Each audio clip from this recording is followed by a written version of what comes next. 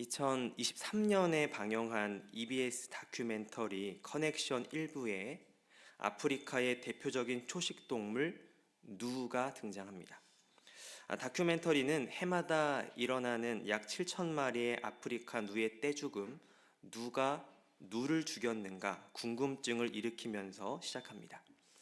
제작진이 지켜본 결과 누가 떼죽음을 당하는 이유는 근처에 매복하고 있던 사자 때문도 아니고 물속에 몸을 숨기고 있던 악어 때문도 아니라고 합니다. 그러면 누가 누를 죽였는가? 바로 아무 위협이 없는 평화로운 때에 누들이 마라강을 한꺼번에 건너려고 하다가 서로에게 찢기고 압사당하여 매년 약 7천 마리가 떼죽음을 당한다고 합니다. 대이동 기간에 누를 가장 많이 죽인 범인은 그 누구도 아니라 바로 그들 자신이었던 것입니다. 성도 여러분, 그런데 이 이야기는 누라는 동물만의 얘기가 아닙니다.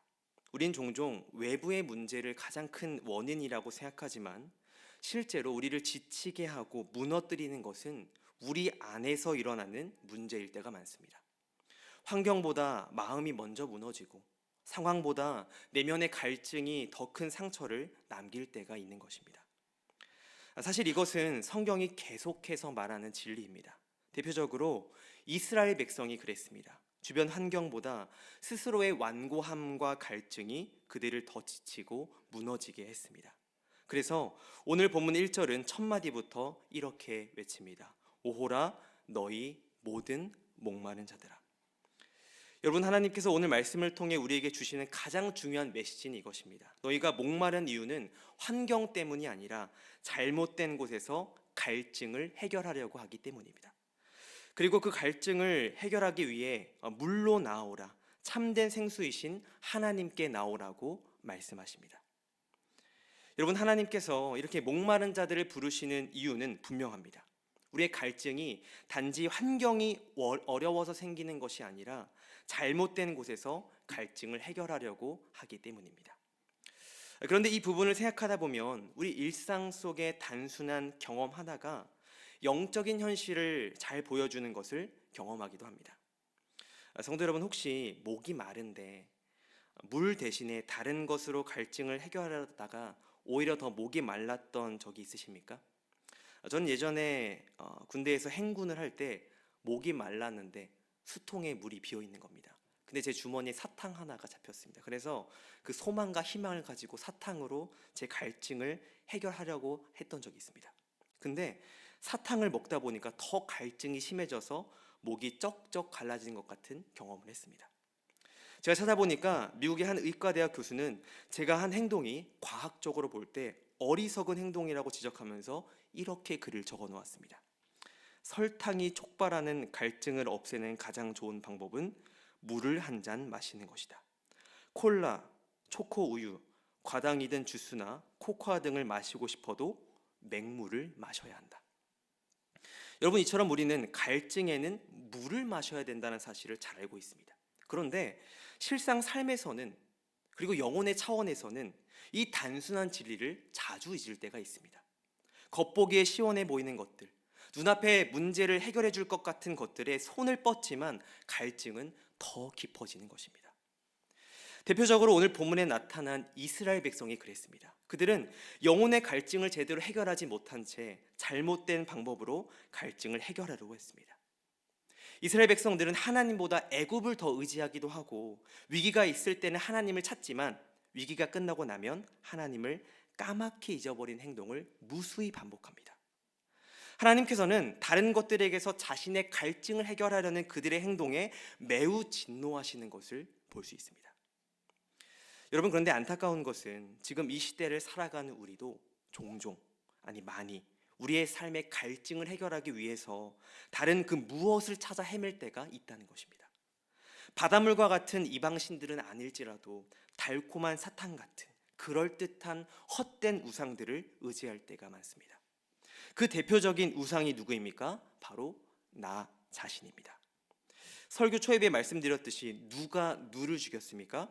바로 누 자신이었습니다. 그러면 여러분 생각해 보십시오. 누가 가장 나를 힘들게 합니까? 바로 나 자신입니다. 우리는 우리의 목마름을 해결하기 위해서 다른 것들로 해결하려고 하다가 내 자신이 나를 죽이는 행동을 하는 경우가 참 많은 것입니다. 그래서 오늘 본문은 이런 연약한 우리에게 분명한 살 길을 가르쳐 줍니다. 우리 함께 이사야 55장 1절을 읽겠습니다. 함께 읽습니다. 오호라 너희 모든 목마른 자들아 물로 나오라. 돈 없는 자도 오라. 너희는 와서 사 먹되 돈 없이 값 없이 와서 포도주와 젖을 사라. 성도 여러분, 우리 신앙에서 우리의 갈증을 해결하는 물이 무엇입니까? 다른 그 무엇이 아니라 우리 주 예수 그리스도입니다. 우리 주님이 우리의 생수이시며 우리의 갈증을 해결시켜 주실 수 있는 유일한 분이십니다. 그러한 주님께서 오늘 우리에게 말씀하십니다. 물로 나오라. 너희를 점점 더 갈증나게 하고 목이 마르게 하는 그 무엇이 아니라 하나님께 나아오라고 말씀하십니다. 그것이 상식이며 우리를 살리는 길인 것입니다. 그런데 여러분, 오늘 본문을 이사야 전체 흐름 속에서 잠잠히 묵상해 보면 한 가지 의문이 생깁니다. 겉으로 보기에는 오늘 이사야 55장이 하나님께서 이 부족하고 연약한 우리를 따뜻하게 초청하시는 장면처럼 보입니다. 그러나 이사야서 전체 구조를 다시 떠올려 보면 오늘 본문의 배경이 우리가 처음 생각한 것과는 조금 다른 자리 위에 서 있다는 것을 발견할 수 있습니다. 성도님들께서도 잘 아시다시피 이사야서는 총 66장으로 구성되어 있고 크게 두 부분으로 나누어집니다. 1장에서 39장 전반부는 주로 아수르 시대, 남유다가 멸망하기 이전의 이야기로 죄에 대한 경고와 심판의 메시지가 중심이 됩니다. 하지만 40장 이후부터 이 후반부는 전혀 다른 시대가 배경입니다. 이스라엘이 실제로 망하고 백성들이 바벨론 포로 생활을 하고 있는 처참한 현실에서 선포된 말씀입니다. 즉 이사야 55장의 초청은 바벨론 포로라는 고난의 한복판에서 주어졌다는 것입니다. 다시 말하면 자기 죄 때문에 목마르게 된 이스라엘을 하나님께서 이 포로라는 고난의 한복판에서 참된 생수 앞으로 부르시는 장면이 바로 오늘 본문인 것입니다. 이렇게 보면 오늘 본문에 나타난 하나님의 초청은 단순히 이리 오라는 부드러운 초대가 아닙니다. 이스라엘이 당한 고난과 깊이 연결된 하나님이 고난 속에서 베푸시는 은혜의 부르심인 것입니다. 성도 여러분, 그렇기에 오늘 본문 속에서 확인할 수 있는 하나님의 초청은 고난을 통해서 우리를 다시 부르시는 하나님, 고난을 통해서 다시 일하시는 하나님의 사랑을 확인할 수 있습니다.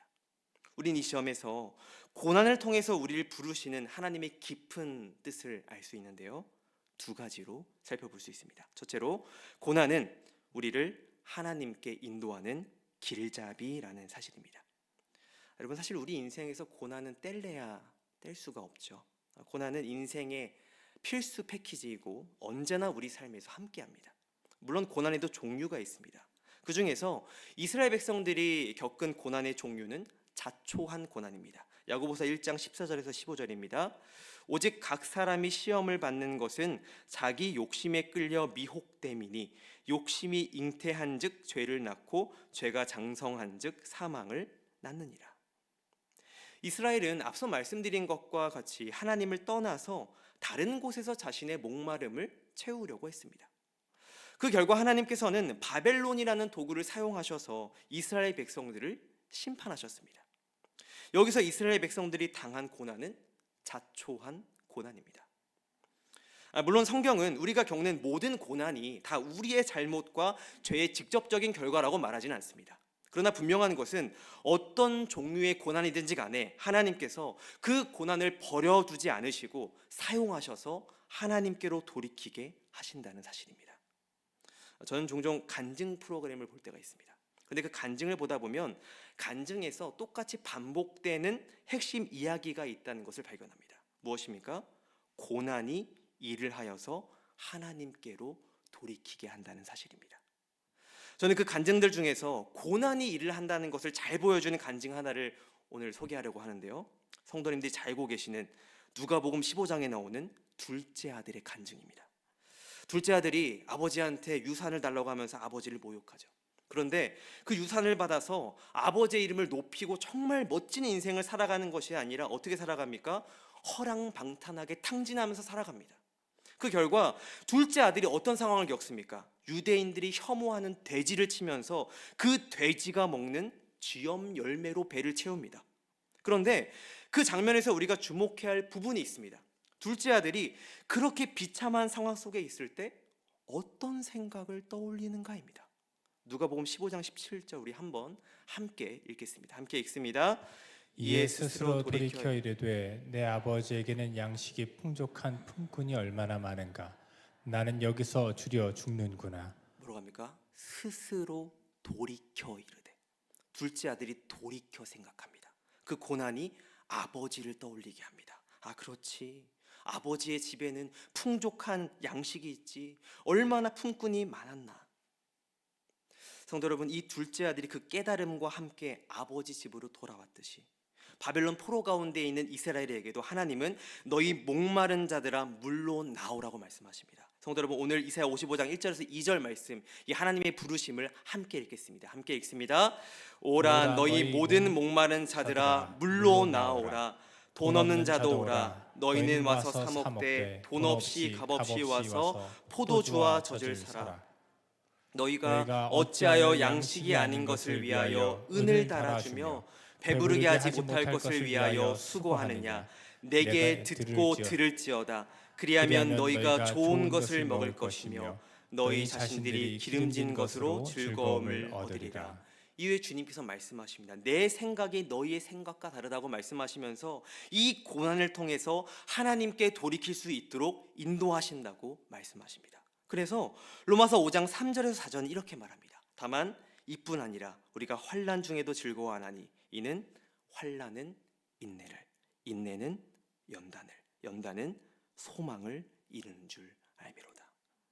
성도 여러분, 고난은 우리의 목마름을 보게 하고 고난은 우리에게 하나님이 필요하다는 사실을 인식시킵니다.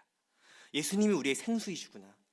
다른 것으로는 이 갈급함을 채울 수가 없구나. 그래서 그 고난이 우리가 자초한 고난이라고 할지라도 하나님께서는 그 고난을 통해서 하나님을 보게 하시고 하나님께로 돌이키는 역사를 이루어 가시는 것입니다. 이것이 오늘 이사야 55장 본문에 나타난 첫 번째 하나님의 깊은 뜻입니다. 오늘 본문에 나타난 고난을 통해 우리를 부르시는 하나님의 깊은 뜻 두 번째는 고난은 우리 삶을 성숙으로 이끄는 길잡이라는 사실입니다. 여러분, 제가 교회에서 집을 갈 때 주로 대중교통을 이용하는데요. 잠깐 루트를 설명드리자면 이 8호선 남이래역에서 이제 복정역에 가가지고 수인 분당선으로 갈아타서 주로 왕십리역까지 갑니다. 근데 왕십리역에 도착했을 때 제가 가장 많이 듣는, 아니 항상 듣는 안내 방송이 있습니다. 뭐냐면 이번 역은 우리 열차의 종착역인 왕십리역입니다. 모두 하차해 주시기 바랍니다. 그러면요, 아직 다 내리지도 않았는데 불을 끄고 다 내리라고 막 이제 합니다. 근데 여러분, 우리는요, 우리 삶에 고난이 찾아왔을 때 이 안내 방송을 듣습니다. 이번 고난역이 우리 삶의 종착역입니다. 모두 하차해 주시기 바랍니다. 우리는 고난을 우리 삶에 찾아온 불행이라고 생각하면서 절망에 빠질 때가 많습니다. 하지만 하나님께서는 그 고난을 사용하셔서 우리의 삶을 성숙으로 이끄시는 분이십니다. 우리의 실패, 우리의 후회를 사용하셔서 우리를 온전한 그리스도인으로 빚어가시는 것입니다. 성도 여러분, 우리가 고난 가운데 있을 때라도 하나님께서 항상 우리와 함께 하시는 줄 믿습니다. 그리고 그 고난이 종착역이 아니라 우리 삶을 더 성숙하게 이끄는 중요한 통로 역할을 하는 줄 믿습니다. 그래서 주님께서는 고난 가운데 있는 이스라엘 백성들에게 오늘 본문 말씀, 물로 나와라, 값없이 포도주와 젖을 사라는 음성을 들려주시는 것입니다. 여러분, 이 음성이 의미하는 바가 무엇입니까? 하나님께서 고난 가운데 있는 이스라엘 백성들과 함께하고 계신다는 사실을 알려주시는 것입니다. 그래서 성경을 보면요, 하나님께서 내리시는 가장 큰 심판이 뭐냐면 고난이 아닙니다. 하나님께서 가장 크게 내리시는 심판은 내버려둠입니다. 로마서 1장 24절에서 25절 중반절입니다. 그러므로 하나님께서 그들을 마음의 정욕대로 더러움에 내버려 두사 그들의 몸을 서로 욕되게 하게 하셨으니 이는 그들이 하나님의 진리를 거짓 것으로 바꾸어 피조물을 조물주보다 더 경배하고 섬깁니다. 여러분, 하나님께서 어떻게 하신다고 말씀하십니까? 그 마음의 정욕대로 더러움에 내버려 두신다고 말씀하십니다. 우리는 정욕대로 사는 것이 성공하는 길이라고 생각합니다. 멋진 차를 타기 위해서, 마음껏 먹고 마시기 위해서 남을 짓밟고 온갖 나쁜 짓을 다 하면서 행동하는 것. 하나님께서는 그들을 어떻게 심판하시냐면 내버려 두십니다. 그래서 우리는 하나님을 모르고 그 정욕대로 살면서 잘 나가는 사람들을 부러워하는 것이 아니라 긍휼히 여겨야 합니다. 저들을 불쌍히 여겨 주시옵소서. 그럼 여러분, 반대로 하나님께서 내리시는 가장 큰 축복이 무엇입니까? 간섭하심입니다. 하나님께서는 우리를 방임하지 않으시고 간섭하십니다. 왜 그렇습니까? 하나님과 우리가 부모와 자녀의 관계이기 때문입니다. 여러분, 하나님은 우리의 아버지가 되십니다. 또한 우리는 하나님의 자녀들입니다. 하나님께서는 아버지 된 권리로서 자녀인 우리에게 끊임없이 간섭하십니다. 우리에게 회초리를 들어서라도 우리의 잘못을 깨우치시며 우리를 무관심하게 방임하지 않으십니다. 그래서 하나님께서 바벨론이라는 회초리로 이스라엘 백성들의 삶에 깊이 간섭하셨던 것입니다. 성도 여러분, 그래서 오늘 이사야 55장에 나타난 하나님의 부르심은 너는 내 자녀라는 하나님의 힘 있는 선포입니다. 지금 너희가 고난을 받는 그 순간 가운데 내가 함께하고 있고 너를 지켜보고 있고 너가 성숙하기를 원한다고 말씀하시는 것입니다. 이것이 하나님의 사랑이며 하나님의 간섭하심인 것입니다. 이러한 간섭과 사랑을 잘 보여주는 것이 오늘 이사야 55장 3절 말씀에 나오는데요. 우리 55장 3절 말씀을 함께 읽겠습니다. 함께 읽습니다. 너희는 귀를 기울이고 내게로 나와 들으라. 그리하면 너희의 영혼이 살리라. 내가 너희를 위하여 영원한 언약을 맺으리니 곧 다윗에게 허락한 확실한 은혜니라. 여러분, 하나님께서 분명히 말씀하십니다. 내게로 나오면 너희의 영혼이 살리라.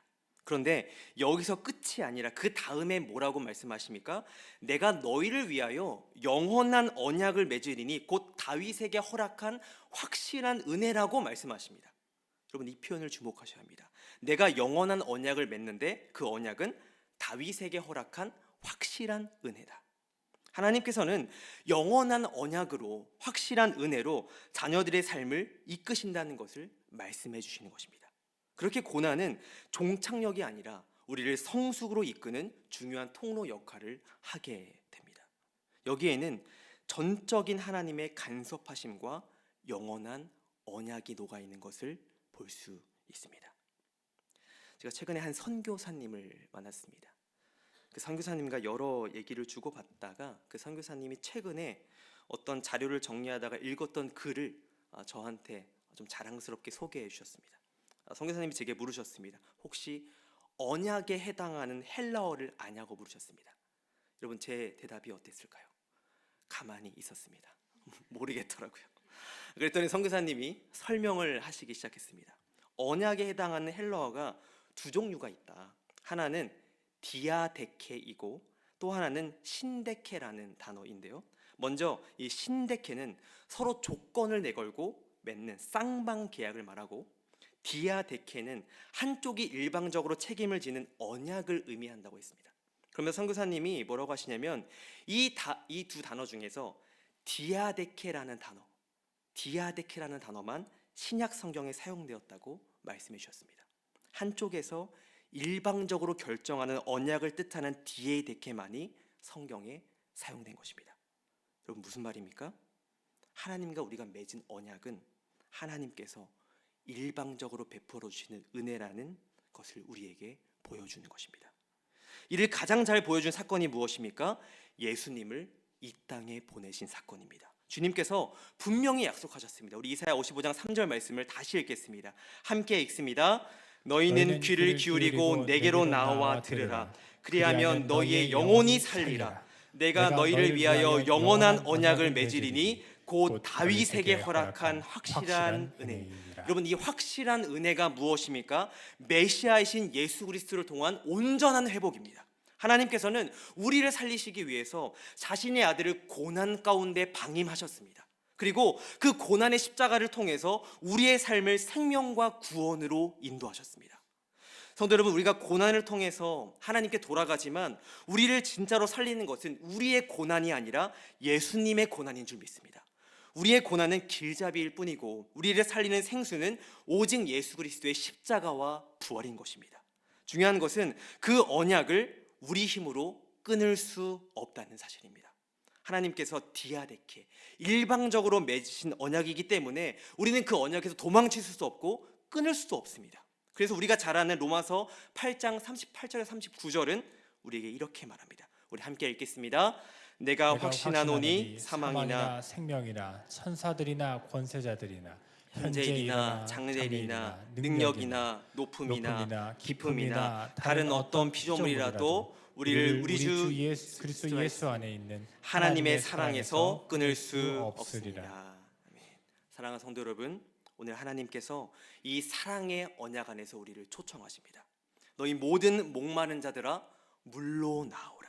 내가 이미 예수 그리스도를 통해 모든 값을 지불했으니 그 고난 가운데, 아니 어떤 상황 가운데 있을지라도 나를 통해 새로운 삶을 살아가라고 말씀하십니다. 오늘 우리가 이 말씀을 기억할 때 이 주님의 음성에 반응하는 저와 여러분 되시길 주님의 이름으로 축복합니다. 우리가 해야 하는 것은 반응밖에 없습니다. 내 주님, 주님께로 나아갑니다. 주님만이 나의 생명이시며 나의 살 길입니다. 이렇게 고백하며 반응할 때 주님께서 그 생수 되신 예수 그리스도를 우리에게 풍족하게 경험시켜 주심으로 우리의 삶을 온전히 성숙시켜 가실 줄 믿습니다. 이 믿음으로 우리에게 주어진 삶을 담대히 살아내는 저 여러분 되시길 주님의 이름으로 축복합니다.